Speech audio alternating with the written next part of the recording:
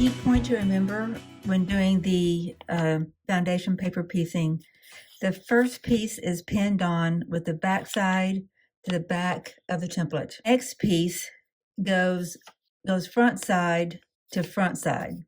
So that's your front piece of fabric there, and it's going to be sewn right here. You want to make sure that you've got a 1/4 inch hanging beyond that point, at least. You know, you don't want to do 1/2 inch or anything, but just make sure you got a good 1/4 inch in there. Okay, so I'm going to go to the machine, sew here, doing a back stitch there and there. I had to get you guys started with a little bit of in progress because I wanted you to know that I really got serious about the paper piecing, the foundation paper piecing. The video that was released on Monday, you probably were expecting me to just kind of barrel on through, but I got snagged up with the whole concept of having to learn something new, and I had to call it quits a little bit prematurely because I was too tired to start something new. You know, sometimes we just got to admit when we're just not, all the brain cells aren't firing just right to start something new. And that's where I was on Sunday for the Monday video. And actually, I could have been that way today. Today was kind of that way. But I kind of cleared off a lot of things off my plate so I could focus. And I did push through. I did foundation piecing. And I went from intimidated to a little bit of confidence. Made a mistake because I was confident and I wasn't paying attention enough. And then I pushed through and I started getting more progress and made another mistake. But it's okay. It does not intimidate me that I made mistakes. If I had not made mistakes, I'd be worried because then I would know that they're coming. Because you can't start something brand new like this and it not be full of some potholes. A good analogy of that, I was just sharing this story with some friends that first time I went golfing, and number one, I'm not a coordinated person. You know, I never have found my way into sports. Just never was a thing for me. I went golfing and I was with people who really enjoy the game and they're striving to do their best and they follow the rules and there's no talking in the cart. They took it very seriously. It was a work event. Well, I get out there thinking I'm going to bomb at this and they're going to send me back to the clubhouse. I had one little ball and I put it all the way down the fairway all the time, one time after another. It's like I have found my sport. Who knew? This is fabulous. I had one ball all the way through all 18 holes and did great, like surprised everybody. Everyone was cheering me on. I'm terrible at it ever since then. So sometimes you have some beginner's luck and then the rest of the time it's all awful. So if I made a couple of mistakes in my first experiences of foundation paper piecing, so be it. I'm okay with that. So how far did I get? I'm going to let you watch a few more video clips here to follow the progression, and I'll meet you right back here after a couple of them because I want you to see what that experience was like. And if there are new people, new quilters out there and other people that are brand new to foundation paper piecing, I want them to watch some of that progression too. Because I think it'd be healthy for someone else who's learning to kind of see it in a progressive style. Not too tedious, it won't take very long. I'm going to come right back here and we'll chat. So I did a 1.2 on my stitches, so it's kind of hard to see. You can't see texture more than you can actually see the stitches. I hope I did it right because I don't want to take that out. I did pre-look at it to make sure that when I flip this over, it was going to cover everything. You got to make sure it covers beyond the dotted line. The tricky part about this is just learning to think backwards on some of the things as you're getting started. Like your template is a mirror image of where it's going to be because you're looking at the back of the finished unit when you're looking at this. So that's why the back of your first piece goes there, but your second piece goes front to front, so the back side flips over and you're still looking at the back of your unit, and this will be the front of your unit. It's hard to tell because this is a white dot on beige or cream, but that's definitely the back. That's the front, and that's the back. Okay, I'm going to press. Learning to foundation paper piece is learning to think in mirror images. So I've gotten started. I've put my fabric colors, fabric choices in each of the sections of this A template. Got A1, A2, A3, A4. And what I've got then is the back side of the finished unit, which means my first piece of fabric, the back goes against that, so that whenever you flip it over, you're going to be dealing with your front side of your fabrics. So then the second piece goes front side to that front side. And it gets stitched from this direction, so you can follow that template. And then you fold that back, you cut right here, which we'll do just a second, and then when you press it open, you will get that. And before you even stitch that, you want to make sure that you have done a sample fold to make sure that your fabric is going to extend beyond a 1/4 inch beyond its piece. So it comes all the way down to here. So I'm in good shape here. Okay, let's get this cut. Fold that back.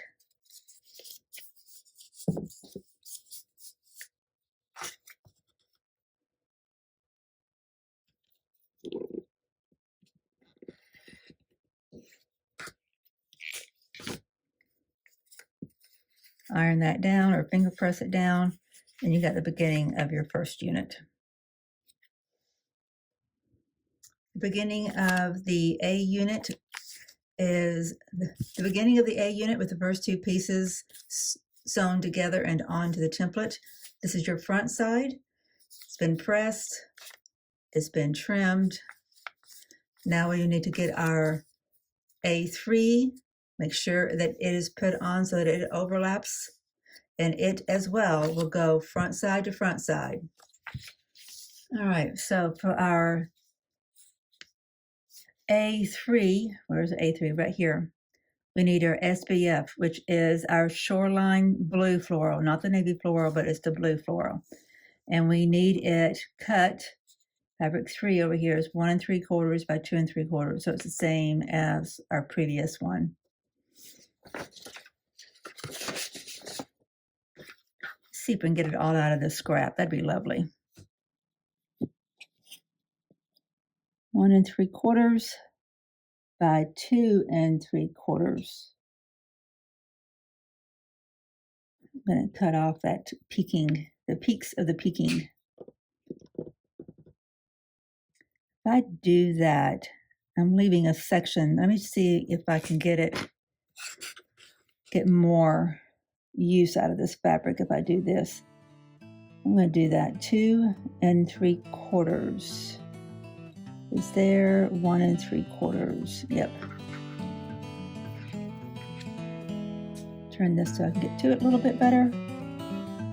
1 3/4, 2 3/4. Nope, that's 2. What did I say? Yeah, this is 2 3/4, and this is 1 3/4. Why does that seem weird?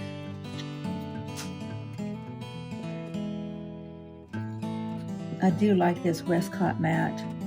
It's nice and soft. It takes the blade well.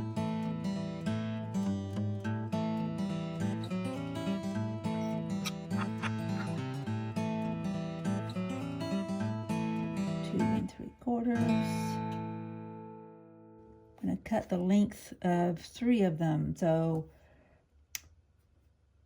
1 3/4 3 times. Is that right? Yes. So it'll be 3, 4 1/2, be 5 1/4. So I'm going to make sure I'm lined up all the way up to 5 1/4. And if I go all the way to 5 1/4 and cut it 3 times, cut it twice. No, 3 times.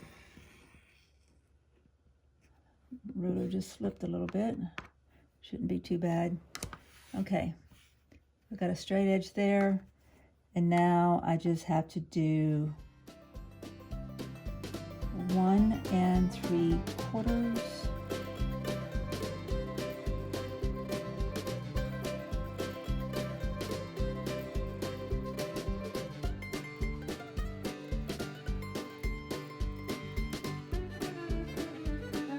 Doesn't have to be so exact with this one. I keep forgetting that.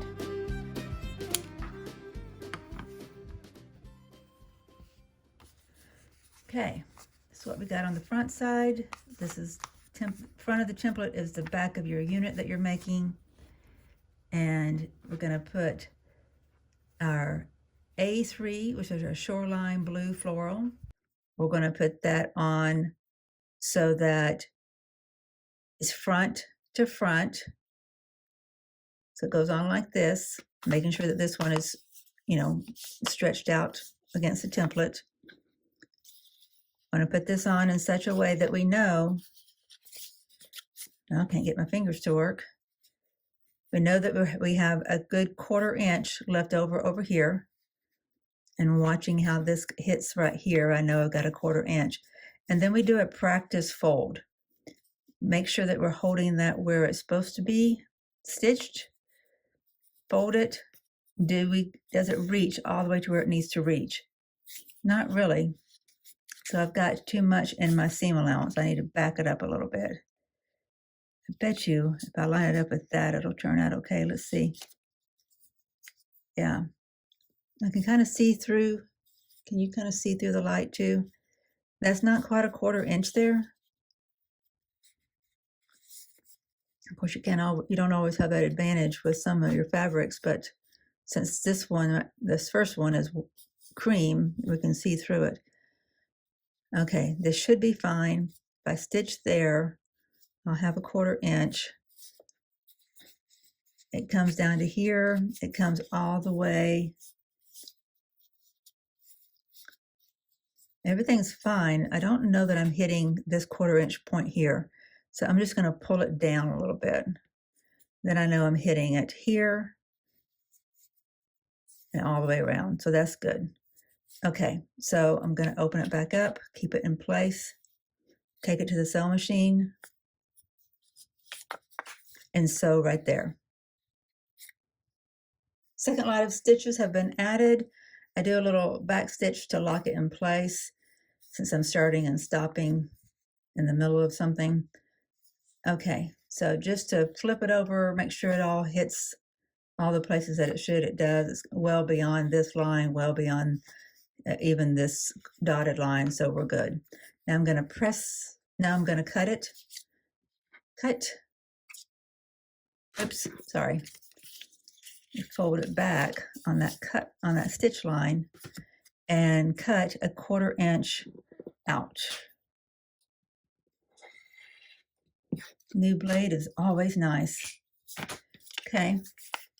All right, now I can press it and flip it. Press it, no, flip it by pressing it. Looking good. My confidence is building. All right, my confidence is building. I have 3 pieces on, and they both overlap. The first piece is not puckered or anything. All 3 fabrics are facing front. So the back of your unit that you're making, I'm going to say this repeatedly for anybody anybody else who's new, because this almost tricked me up. The front of your template is the back of your unit. So every piece of fabric back here should be facing up. Initially, you put this one on to the back of your template back to back because it is going to be facing up. The others get laid down face to face, right side to right side, so that whenever it gets flipped, you've got your right side up. Okay, now we need to do A4, which, because I labeled it here, taking the time to do that is going to keep you from having some grief, I can just tell you, because it's easy to get turned around when you're doing all this mirror image stuff. Shoreline background fabric is what I'm looking for. Shoreline background is my 4th fabric, and I need rectangles because I'm doing the 6-inch block. I need 2 1/4 by 4 1/4. And I'm also going to need that of my men's shirt background. So I might double up my fabric for this, make less cuts. I've got a good blade, I can do that.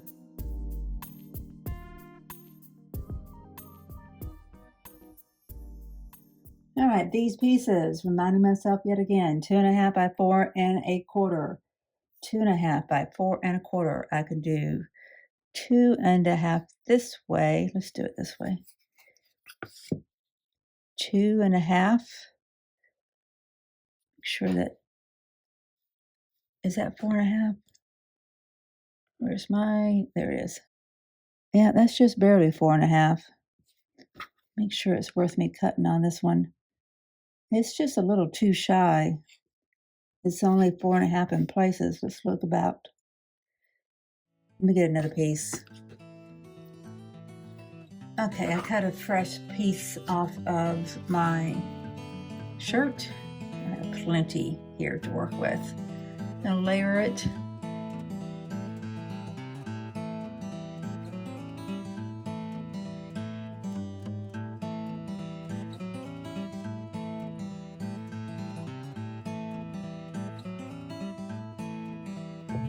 Again, this doesn't have to be as precise as it does when you're piecing with just a 1/4 inch seam normally.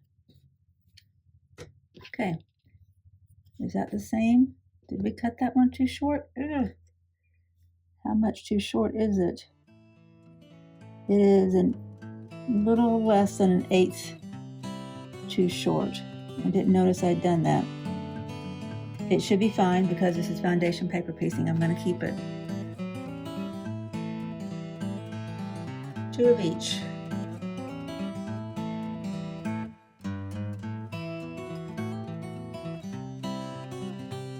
And stacking your fabrics, make sure that your underside is lined up with your front side, your top one.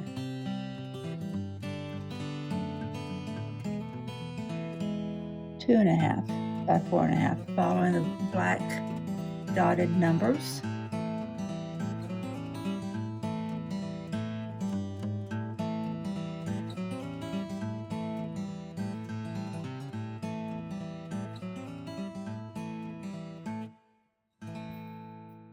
So we have 4 of the Shoreline background fabrics, and we have 4 of the men's shirts background fabrics.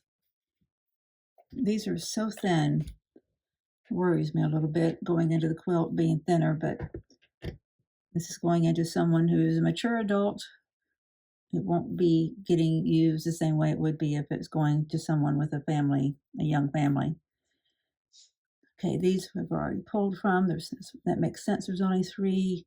Should be only 3. 3. Yes. Okay, what we're going to do now, this was our scrap, is we're going to do this piece. That's our A4, Shoreline background. You first see the template and you want to add. And you know, okay, because you've been listening to me 1,000 times, I've said front goes to front, even though it seems weird that you can see it. You want to do that, but that's not right, because when you stitched it, then it'd be flipped this way, and that's not what you want. So you want to bring it up like this, so a 1/4 inch of it extends beyond this stitch line, so that when it gets flipped, right, it goes that direction.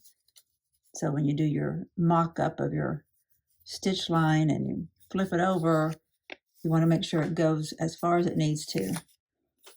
And you can see it's going to barely touch the tip of the dotted line, so I need to adjust accordingly. It needs to come out a little bitty bit. Which is fine, I think I've got excess there. Let's see what that looks like.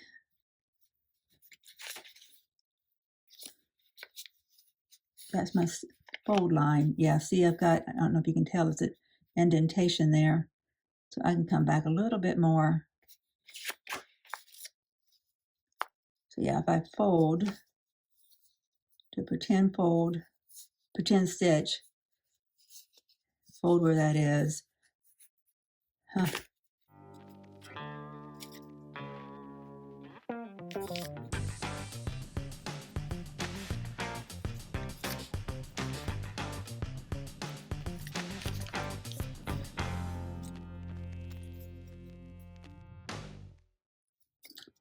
I folded this back so I could get a good clearance, get a good look at what my clearance is. So that should be fine. I'll stitch on this line, and when I do that,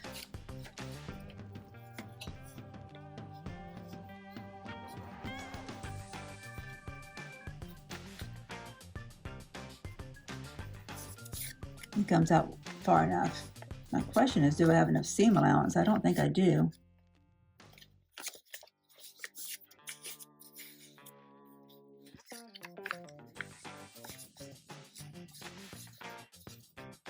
Okay. So I want to make sure I'm clearing that. That should do it.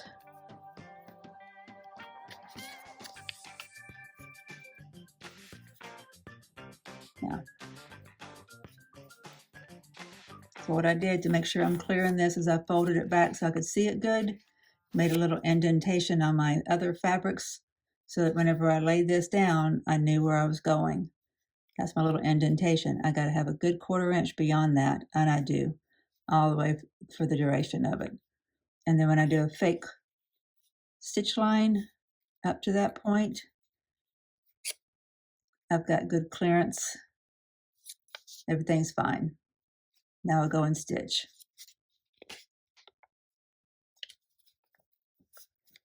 All right, got my 1.2 stitch length and just added this one. Fold it back over.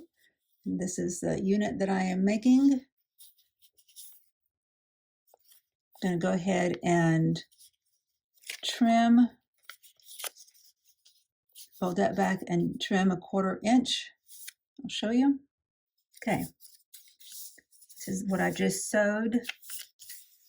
So I'm going to fold that back, get my 1/4 inch, go all the way across. Feels weird. Got to trust the process sometimes. All right, now take this to the iron, press that, and I believe we're going to have us a finished unit here in a second. Okay, so now we trim, get our A template completely ready to set aside before we move on. You didn't have to, you could have made them all at one time, but I needed to learn and not go too far ahead of myself in case I needed to backtrack. Oh, sorry, that's not where that goes. I go on the stitch line. The dotted line is what I cut on. Wonder if this paper is dulling my nice little blade.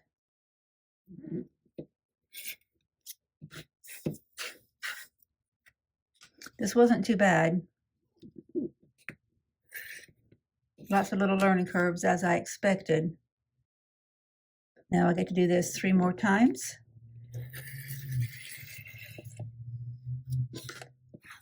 But my pieces are all cut out too, that helps. It'll go quicker, plus I have a little bit of familiarity, a little bitty tiny inkling of a muscle memory on it. All right, so this is our A unit. It's pretty. Of course, everything in this fabric line is pretty. B is going to be, B1 is our blue dot. That's one I got to cut out yet. B1, blue dot. B1 is the fabric number 5, and it's 1 3/4 by 3 1/4. Okay, glad I checked. Okay, come on.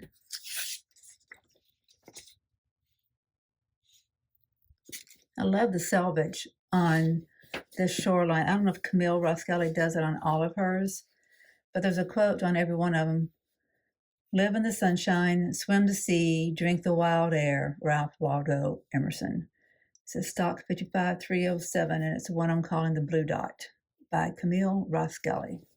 I have a feeling I'm going to be a Camille ROSKELLEY fan forever.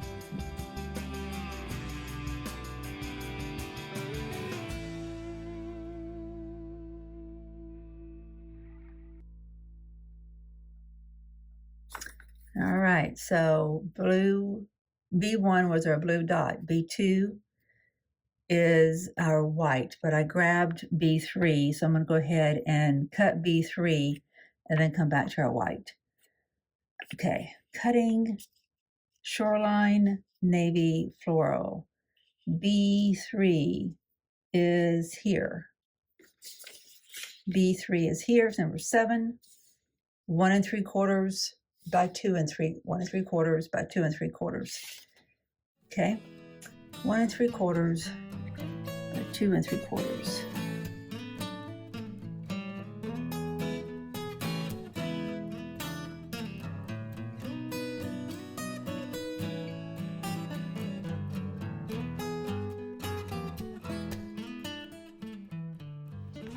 A word to the wiser than me, especially if you're using a really small stitch like I am, a 1.2. When you're working with foundation paper piecing, before you sew on your 3rd piece, make sure your 2nd one is folded over where it's supposed to go. Now I got to take out that little bitty stitching, press this open where it's supposed to go, and then restitch. All right, this is my A and this is my B. It's looking promising. That's gonna look cool. These are the points of the star. At this point, I feel like I should have put these here, but I don't know. We'll see. When I first started foundation paper piecing, which was all of 2 hours ago, I was struggling to figure out when I put my fabric together, because you're putting it on the back side of this pattern, how do you know where you put it so that when you stitch it and then you flip it back around that it's going to cover all of this piece? It's got to cover all the way to this stitched line, this dotted line. So it's a lot of guesswork, but is it? What I'm now doing is I have this line, I'll fold it, and I look at my pattern. If it's completely covered, this is kind of indicating where that dotted line is. If it's completely covering the fabric, I'm good to go. I'm just barely at it. I could come down a little bit more. So move it down a little bit. Got plenty of fabric over there. I fold it over. I'm going to be completely on that piece of fabric. I'm good to go. I'm going to take that to the machine and stitch it. This is my last mistake that I made. That's a pretty big one. When I went to cut it, I did not flip this one back out of the way. So I trimmed it. You're supposed to fold that back and trim it right there. You know what? You're supposed to fold that fabric back and then turn it over and trim 1/4 inch away from that fold. But this was the rest of my rectangle, and it was attached, but the rest of my rectangle was out here getting just sliced away. That's okay. I have more of that fabric and I can redo that. Of course, it's 1.2 stitch length, so it will be a little bit tedious. But I have found that it's not too terribly difficult to pick out that 1.2. I did some other little tiny mistake and had to replace it too. I think I forgot what it was, but I had to take out 3 sets of stitches already. But overall, I'm feeling more comfortable, and I'm feeling like there's possibilities. You know, I've been told, I've seen people get excited about foundation paper piecing. I've seen beautiful works of art being created with foundation paper piecing. So I knew it was something that I wanted to get into. You know, I want to be artistic with fabric, and so doing this foundation paper piecing is definitely something that I knew I needed to learn, but it's being sprung on me with this block in the middle of an otherwise busy week, coming off of a really super busy week with that duplex. My brain just wasn't there for it, but I feel like I've overcome that hurdle, and I can now kind of settle into creating some muscle memory so I don't make stupid mistakes like that. I was listening to Karen Brown's her most current video that she released while I was doing this, and that's probably why I made a mistake, because I was getting got distracted, and I just cut through my fabric. So this is where I'm stopping. This was my F1. I have A, B, C, D, E done, and part F, I got to cut a new piece. Got to take this one off, cut a new piece, and sew that back on. and then trim this up, and then I will have 3/4 of this thing done. Tomorrow morning I'll be able to get up and get started on this. Won't be any roadblocks in the way. I'll be able to jump right back in. Got to finish out 3 little templates, and then I get to sew it together, and I will create a video for you to see where I get to. I'll see you tomorrow. We'll get this block done. Hope you have a good night. We'll see you soon. Bye-bye.